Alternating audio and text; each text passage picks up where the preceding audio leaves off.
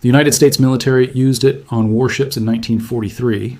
Roman legionnaires used it on iron weapons 2,000 years ago. Medieval blacksmiths used it every single winter. And it costs $3. $3 to permanently stop rust. Not slow it down, not delay it, stop it. At the molecular level, forever. So why has nobody told you this? Because the answer to that question is worth $90 billion a year to the people who never wanted you to find out. Welcome to Hidden Fix Lab. This channel exists for one reason only: to open the vaults that billion-dollar industries paid good money to keep shut. Now, if you are new here, and you are the kind of person who likes knowing things the experts quietly stopped teaching, hit that subscribe button right now. Think of it like your neighbor, the wise one, maybe 55, 60 years old, the one who actually fixes things instead of replacing them. That neighbor always knew stuff nobody else did. Be that neighbor. Hit subscribe so Hidden Fix Lab shows up every time we crack one of these open. And before we go any further, where are you watching from today? Drop your city or country in the comments right now. It always surprises us just how far this knowledge has been buried, and how far people travel to find it. Now, let us begin. It did not begin in a laboratory. It did not begin with a patent application or a corporate research grant. It began in a leather workshop in ancient Rome, around 200 BC, where workers were soaking animal hides in water filled with crushed oak bark. They were trying to make leather. What they discovered instead would change metalworking forever. Every iron tool that accidentally touched that dark brown soaking liquid stopped corroding. Knives that rusted within days in the humid Roman air stayed sharp and clean for months after a single dip. Iron buckles dropped into the vats by accident came out coated in a thin, dark film that resisted water, salt air, and time. The tanners told the blacksmiths told the armorers told the generals. By the 2nd century AD, Roman military blacksmiths at frontier outposts were soaking chainmail and iron weapons in oak bark solution after every river crossing and every rainstorm. Garrison maintenance records carved into stone tablets at Vindolanda, a real Roman fort near Hadrian's Wall in northern England, reference iron preservation baths using bark solutions. Those tablets still exist today. They are housed at the Vindolanda Trust Museum in Northumberland, a 2,000-year-old military maintenance record describing the exact same chemistry that hardware stores sell for $15 a bottle today. Rome was not alone in this discovery. By the 7th century, Persian metalworkers in Isfahan were using crushed pomegranate rind, which contains over 28% tannic acid, to protect sword blades from brutal desert humidity.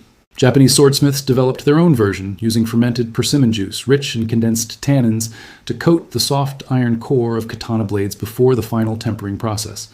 In West Africa, Yoruba ironworkers extracted tannins from shea bark and acacia pods and applied them to hoe blades and machetes that survived 6 full months of unrelenting tropical monsoon season. In South America, Mapuche metalworkers used quebracho tree extract, one of the most tannin-dense woods on Earth, to preserve iron tools traded from Spanish colonists. 4 continents, dozens of cultures, thousands of years apart, all arriving at the exact same solution independently. That is not folklore. That is convergent chemistry, the same discovery made over and over again by careful observation across human history. The compound they all found without knowing its name was tannic acid. And in 1813, a French chemist named Michel Chevreul isolated it in a Paris laboratory for the first time in recorded scientific history, and finally gave the world the chemical explanation for what blacksmiths had quietly known since antiquity. That explanation would eventually make certain very powerful people very uncomfortable. Most people look at rust and see damage. Chemists look at rust and see a conversation, one that tannic acid has been winning for 2,000 years. Rust is not simply metal dying. It is iron reacting with oxygen and moisture to form iron 3 oxide, that familiar orange, flaky, spreading compound that weakens steel from the outside in. Standard rust treatments try to cover that process. Tannic acid does something fundamentally different. It interrupts the conversation entirely. When tannic acid solution contacts iron 3 oxide, a chemical reaction begins immediately. The tannic acid molecules bond directly to the rust at the molecular level and convert it into a completely new compound, iron 3 tannate. Iron 3's tannate is dark blue-black in color, completely insoluble in water, and permanently bonded to the steel surface beneath it. It does not peel. It does not spread. It does not weaken the underlying metal. The rust is not removed. It is transformed into the very barrier that protects against future corrosion. The disease becomes the cure. This is not folk chemistry. A 2001 peer-reviewed study published in Corrosion Science, one of the most respected materials journals in the world, confirmed that tannic acid applied at a 4% concentration achieved complete rust conversion on carbon steel panels within 60 minutes of contact time. The study documented that the resulting iron tannate layer showed no degradation after 1,000 hours of continuous salt spray testing. A 2009 follow-up study published in Progress in Organic Coatings further confirmed that tannic acid outperformed commercially available rust converters in long-term adhesion testing, and did so at a fraction of the material cost. Now consider what commercial rust products actually do.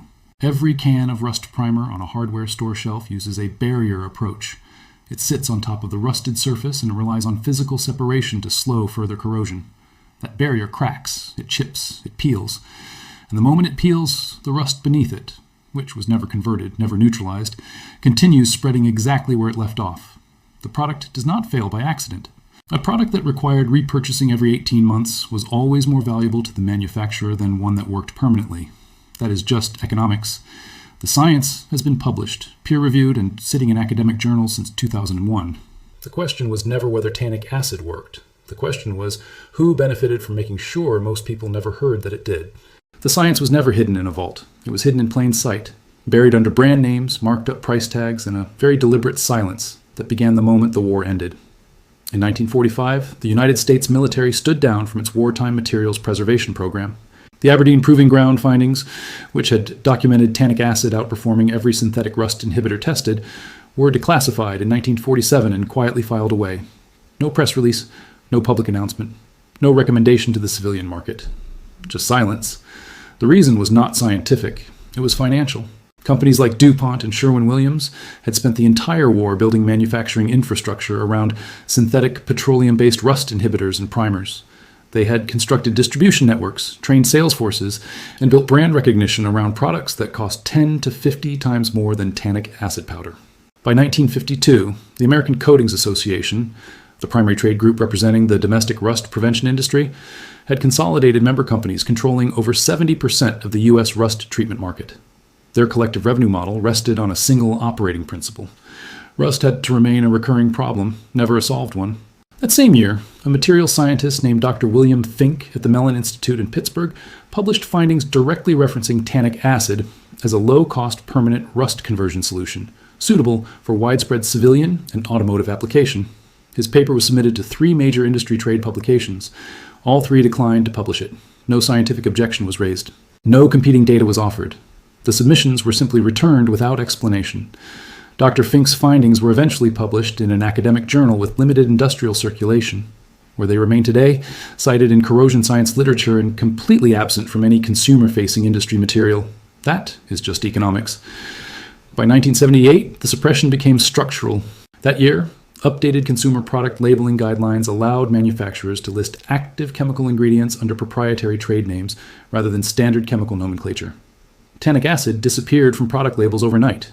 It became proprietary rust conversion compound. It became stabilized iron chelation formula. It became advanced oxide modification technology. Same molecule. New vocabulary. Prices multiplied by 10.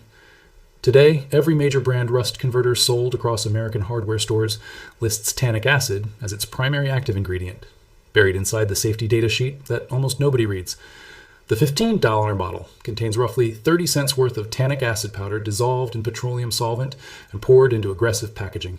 The $2,000 dealership rust protection package contains tannin derivatives blended with petroleum wax, performing the identical molecular reaction, presented as space-age automotive technology.